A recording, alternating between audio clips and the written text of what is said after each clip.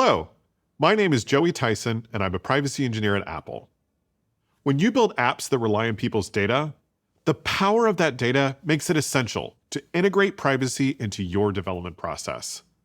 At Apple, we believe that privacy is more than just a buzzword. Everyone deserves to have their data handled with care and respect.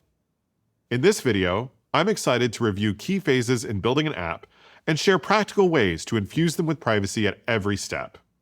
First, though, I'll review what I mean by privacy.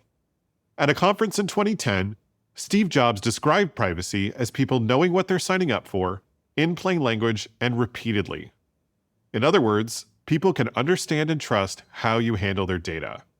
There's alignment between what they expect or intend and what you do in practice. Steve also expressed his optimism that people can make the right choices for themselves about their data if you build this understanding. He noted that some people want to share more data than other people do. Everyone brings their particular context to such choices, and it's not for anyone else to assume on their behalf. In fact, one of the best ways to stay consistent with what people intend is simply to ask them. No matter how you write a definition for privacy, three key concepts consistently appear. First, privacy is about people, how they interact with technology, and how it impacts them.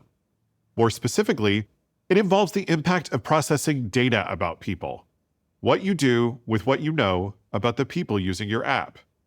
Finally, in deciding what to do, you need to take into account the context of that information, especially the expectations and preferences of the people it describes.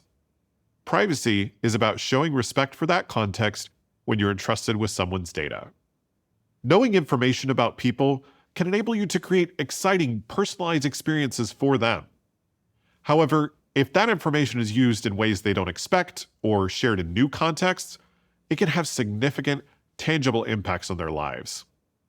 As people use your app to accomplish their goals, it should work in ways they expect or choose, including how it uses data to fulfill those goals. Tim Cook has shared that Apple's approach to privacy involves collecting as little of your data as possible, then being thoughtful and respectful when it's in our care. He highlighted that we ask ourselves not simply what can we do, but what should we do in the best interests of our users. This perspective informs Apple's privacy pillars of data minimization, on-device processing, transparency and control, and security protections. Now, I'm going to make this more practical by applying a privacy mindset in the context of app development. All of Apple's platforms include many technologies to help make great privacy a reality in your app. These are just a few of the tools I will share with you in this video on integrating privacy into your development process. No matter what model you follow in your software development lifecycle, it will likely cover these 5 simplified phases: planning, design, development, testing, and deployment. I'll go through these stages and show you opportunities for building great privacy in each one. I will also share tools available on Apple platforms to support your privacy goals, as well as a few privacy requirements. First, I'll talk about planning. This is where you begin to write your app's privacy story. To deliver the best privacy in your app, the strongest alignment with someone's intent when handling their personal data, privacy should be part of development from the very beginning. As with security or localization, privacy is much more challenging to retrofit later on. At Apple, we begin our planning by defining privacy assurances, high-level statements of what we want people to expect from our products when it comes to privacy. These product descriptions not only inform the specific engineering requirements for implementing your privacy goals, they can help you communicate those goals to the people who use your app. At Apple, we use the privacy pillars I mentioned before to help guide the privacy assurances we craft. To illustrate this process, suppose I'm building an app called Palabout for finding nearby points of interest and sharing photos of them with friends. Data minimization means using only the data you need to maximize your alignment with people's expectations. This builds efficiency and trust. In particular, when collecting data for analytics, think carefully about problems you're trying to solve or questions you're trying to answer, and ensure your data collection is proportional to those use cases. For my app, one assurance I will define is that we only retain aggregate usage data. Data minimization also reflects an approach of strong defaults, building experiences that start with the least number of assumptions about people's privacy choices. In my app, I may decide to assure users that when searching for nearby places, your current location is not stored by default. I mentioned earlier that privacy involves the context of someone's information. On-device processing is a key way you can respect that context. Anytime data crosses a boundary from one context to another, such as from the device to a server or between two different apps, think carefully about whether that flow is necessary and how it affects your user's privacy. Going back to my Palabout app, I could write, suggested meetup locations are only generated locally using on-device data. Once you've planned for strong defaults and maintaining context, set expectations for how data is used and provide options for customizing the experience. When giving options to share data beyond the defaults, ensure that those choices provide clear value in return. In particular, when building features with AI, let people know when AI is being used and empower them to make decisions about relevant data flows, such as whether data is used for training models. For a privacy assurance in my app, I might decide that photos you upload are only used to train generative models if you opt in to improve intelligence features. Finally, security protections can help maintain limits on your data flows to avoid harm. This means that whenever possible, privacy should be supported by technical controls. That is, systems which maintain privacy natively even if other parts end up not working as expected. In my example app, I could say we cannot read messages to your friends in transit between devices and support that goal with an architecture using end-to-end encryption. Now, I'll focus on design, constructing how users will actually interact with your product. Great design lets you communicate with people using your app and educate them without it feeling like a chore. If people can trust how an app uses their data, they're more likely to engage with it and share that data. I'll now share a few general design principles for building that trust. First, set expectations proactively. People should never feel caught off guard by what data an app collects or how it uses that data. For example, in Apple apps, we show a brief summary of key privacy aspects on first launch, along with a link to more detailed information. You can also use onboarding flows in your app to help people understand how it uses data. In addition to educating people up front, make state changes clear. That is, ensure people can understand in the moment any changes to data flows that might affect their privacy or change their behavior. As an example, we show an animation on iOS to indicate whenever Siri is invoked, along with the system indicator at the top of the screen that appears whenever the microphone is enabled. Finally, choices about data should be meaningful and contextual. Each option should either make a tangible difference in app behavior or include a clear explanation of impact. Time these choices to appear when they are most relevant, and study what level of granularity provides the right balance for your audience. For example, if Palabout on macOS included a feature for connecting with streaming media devices, I would not attempt any local network connections until someone decided to access that feature. This makes it clear why those connections need to happen and why the system shows a prompt to enable them. For more information on designing with privacy, check out the Human Interface Guidelines in the Apple Developer Documentation. After planning and designing for privacy, it's time to write some code. You can use many tools and technologies to implement your privacy goals. In this section, I will highlight just a few examples of how you can use such tools when building your app. I'll start with ways you can streamline privacy choices in your app's user interface. Accessing device resources, such as your calendar or current location, means sharing sensitive data across different contexts. So Apple's platforms are designed to share this data only when it aligns with a user's intent. Broad access has the most impact on privacy, so requesting it usually triggers an explicit permission prompt, such as this photo library prompt. If someone only wants to share a few photos, allowing access to the entire library could reveal far more information than they intend. and that's why limit access lets someone choose only certain photos instead. But you can create a smoother experience by using tools for requesting only the data you need. Since people choose what to share via these flows, their interactions signal intent implicitly, and they don't get additional prompts. With my example app, I want to let people upload photos, but I probably don't need access to their entire library. Instead, I can use a photos picker to avoid the photo library prompt entirely. Since the system renders the picker out of process, the app only receives the photos the person actually selects, and no permission prompt is shown. You can embed the picker within the UI of your app and customize its appearance, and it even lets users select from their hidden photos. Versions of the picker are also available on other platforms, including macOS and visionOS. Watch the video Embed the Photos Picker in Your App from WWDC25 for more info. Apple offers other secure UI elements that streamline data access. Going back to my app, suppose I want to let people easily search for places nearby. Adding a location button lets them share their current location with just one tap. The system validates the button was triggered by a user interaction, helping to ensure yet again that the location sharing aligns with their intent. You can customize the look and feel of this button so it better matches your app's UI. The first time someone taps on a location button in your app, they will get a prompt confirming their intent and an explanation of what the button does. The location indicator will also be shown at the top of the screen, as it would when location is shared through other APIs.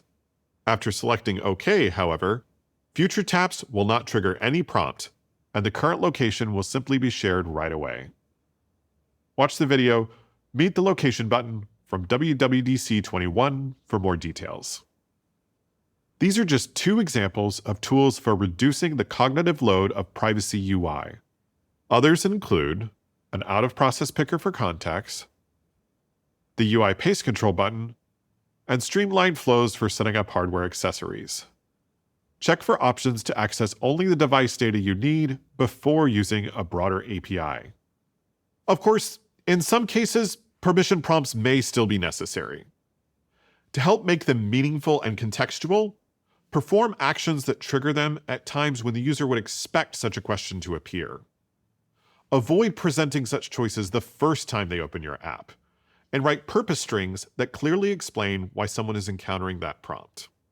Now, I'll go over some of the privacy technologies that can work behind the scenes as part of client-server interactions. In particular, I'll share a few ways to use server-side resources without exposing sensitive data to the server, then how to reduce the need for identifiable data in addressing some common data collection scenarios. On Apple platforms, advanced data protection is a feature that lets people enable end-to-end encryption for the vast majority of their data stored in iCloud.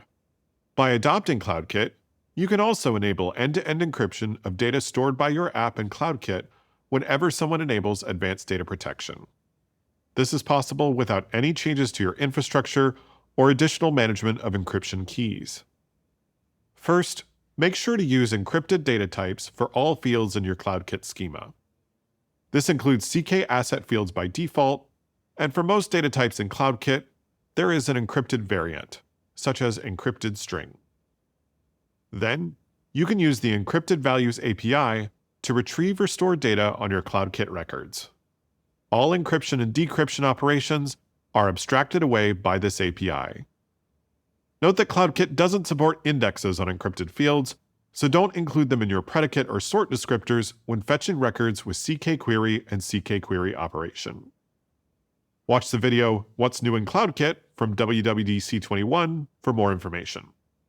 Another encryption technique we use at Apple is called homomorphic encryption. Instead of computing over raw data, this lets you compute over encrypted payloads and get the same output when decrypting the result. At no point during computation is the data decrypted. By combining simple compute operations such as addition, homomorphic encryption can enable more advanced technologies, such as private information retrieval.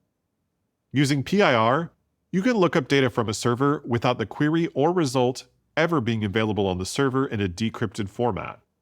With PIR, the device sends an encrypted payload of the query to the server, Then the server uses homomorphic encryption to compute an encrypted result. Remember, the computation itself is encrypted, so which result matches the query is not available to the server in clear text at any point during the lifetime of the request. Finally, the server sends the encrypted result back to the device for it to decrypt and process locally. In my Palabout app, I could use PIR to get current information about meetup locations from a server without the server being able to track someone's search history. For some users, knowing what locations they explore in the app could affect their safety, so the engineering choice of whether I use PIR in my app becomes an important privacy decision. PIR is already used in features both on Apple platforms and in popular apps from developers just like you. For more details on implementing PIR, check out the Swift homomorphic encryption library and applications on GitHub. Two common scenarios that may at first seem to require identifiable data collection are reducing fraud and ad attribution. I'll share some of the features Apple has built to help you accomplish your goals in these areas while reducing the need to collect data against a user ID or IP address. For anti-fraud, private access tokens can help assure that requests come from legitimate devices while not identifying the people using them. Devices receive anonymous tokens after being validated, and you can verify these tokens without needing additional identity information.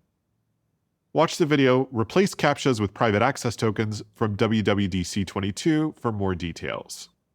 You may also need to prevent fraudulent actions specific to your app, such as trying to redeem a promotion multiple times. Device Check is an API that lets you associate up to 2 bits of information with a given device without needing to track device identifiers. These states are maintained by Apple and persist across reinstall or device transfers. Watch the video Mitigate Fraud with Appatest and Device Check from WWDC21 for more details on how to set and retrieve them.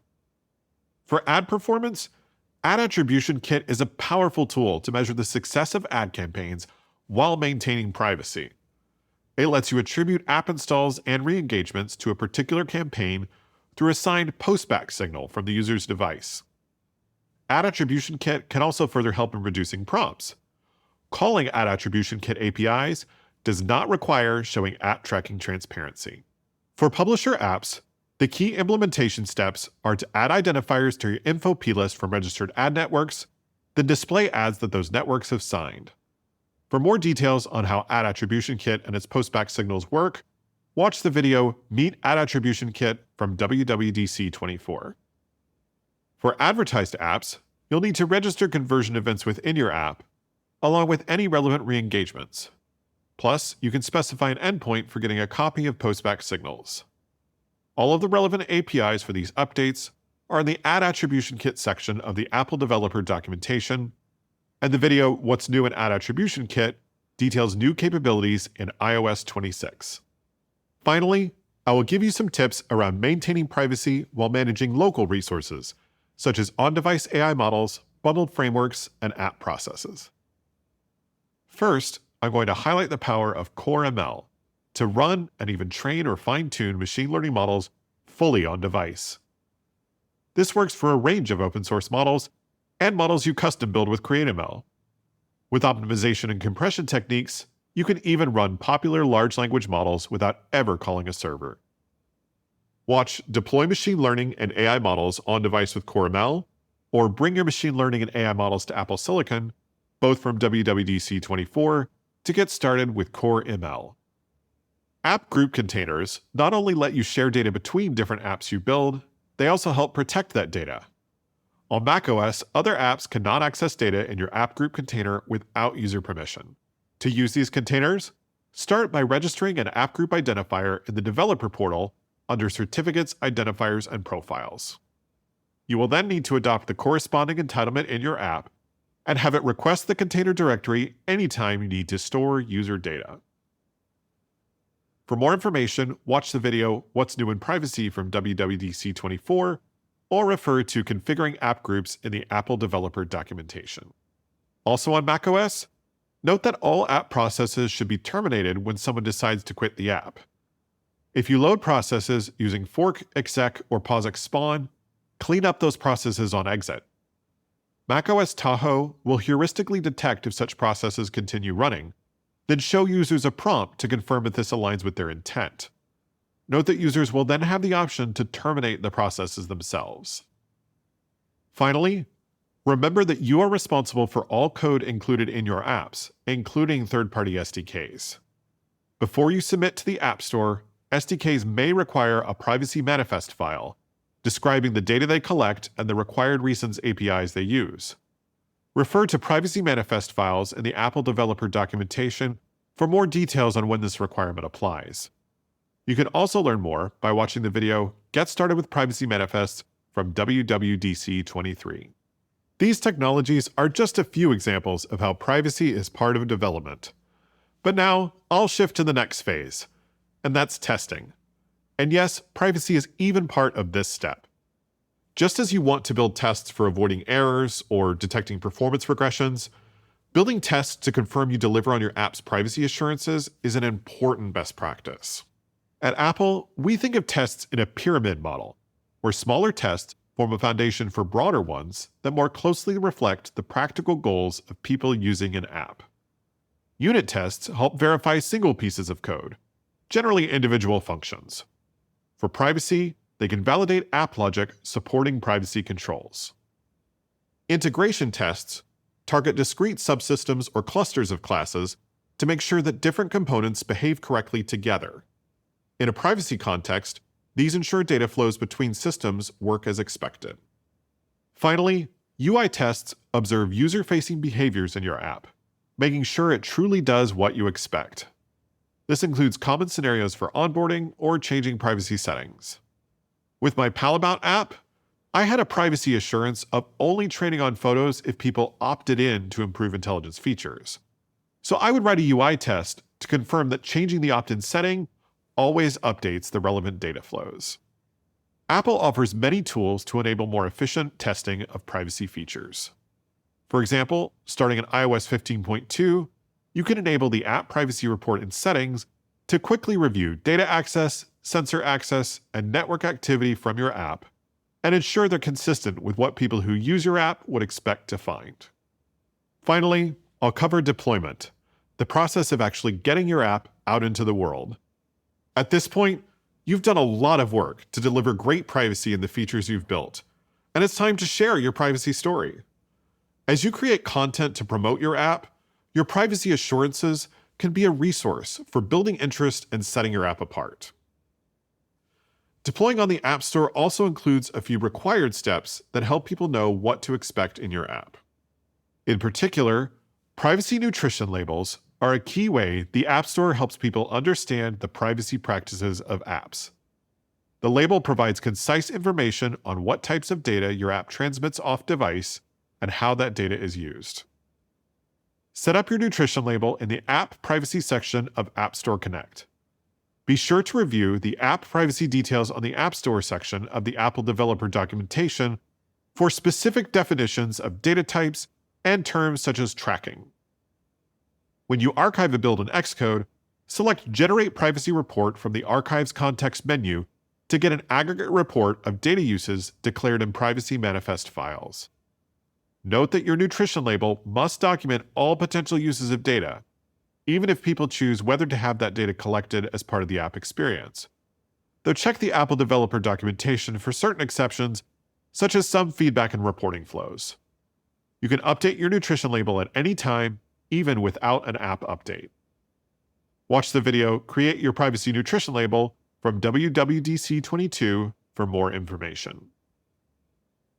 In addition to your nutrition label, be sure other privacy requirements for deployment have been met. Your app must have a clear privacy policy. Privacy manifests for your app and all third-party SDKs should be included in Xcode, and purpose strings are required for any permission prompts to access device resources.